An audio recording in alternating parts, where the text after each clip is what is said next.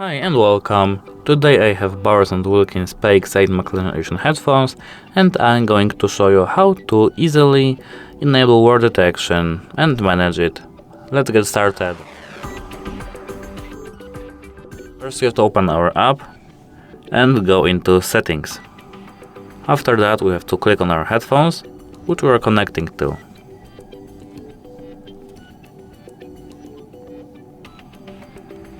It can take a moment, so don't worry.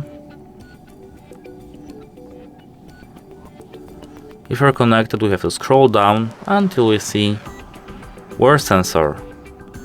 We have to enable it, and there are three options: low, normal, and high. That's it. Hope it helps you. Goodbye.